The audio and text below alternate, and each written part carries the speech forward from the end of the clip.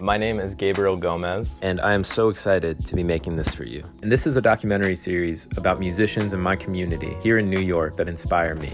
I am 29 years old from Brooklyn, New York, and I do a lot of things. I'm a filmmaker. You're doing 24?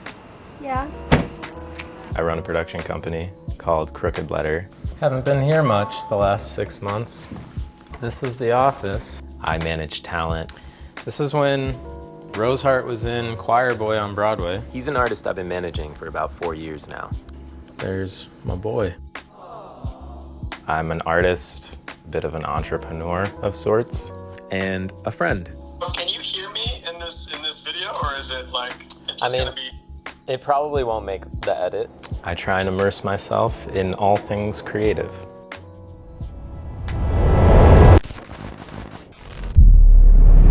Anyway, I think growing up in New York City, you learn to do things your own way first. There's so much here to gather and piece together that you're replicating all the time. You're like taking little parts of all of your interests, piecing together this model as to like what you could be.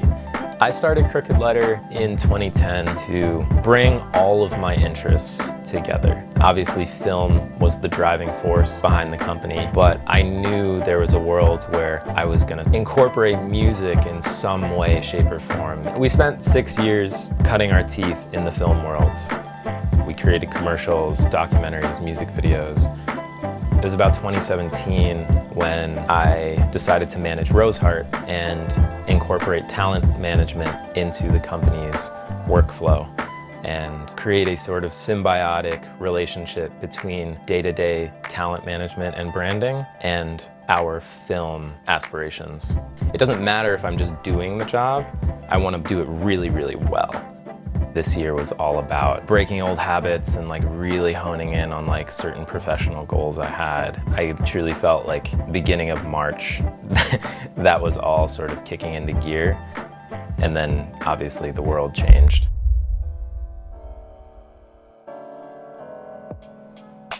As I move into the next chapter of life post-COVID, it really has sort of highlighted and illuminated a lot of what truly matters and also a lot of what truly doesn't matter. And I've been trying to remind myself of that and emphasize all of that for myself. So I'm carrying those priorities with me and not sacrificing for the sake of money or for the sake of opportunity. I think it's really important to just sort of find what matters to you and really stick to that. In the interim, I started to kind of sit back and figure out what could I do while cultivating all that I know and all that I love into something that is important and contributing while maintaining social distance.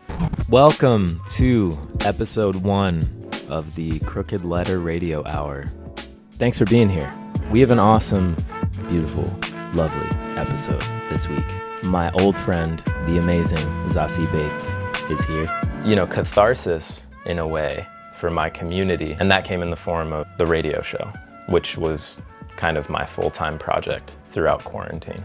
In light of recent events, COVID, a civil rights movement, it's really brought out what we should all be investing our time in and what deserves our attention and what deserves our energy and what deserves our grace. It's hard for me to talk about it because I still feel like I'm processing it. I'm still figuring out how to move forward. I think a year ago it was just like, well, let's just cut our teeth and like just do it.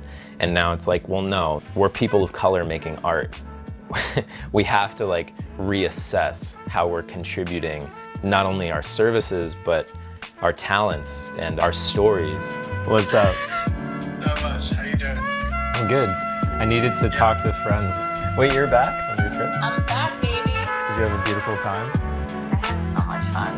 Good. I'm so glad. It looked like you deserve that. All I can hope is that no matter what I'm dipping my toes into, I do it with full intent to make work that is powerful and important and is speaking to something that is true to me and affects my people in a way that makes them think a little differently or contribute a little differently.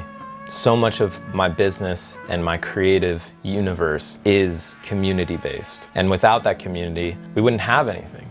If we're not all growing together, it just doesn't work. The business model doesn't work. And that's incredibly important to me.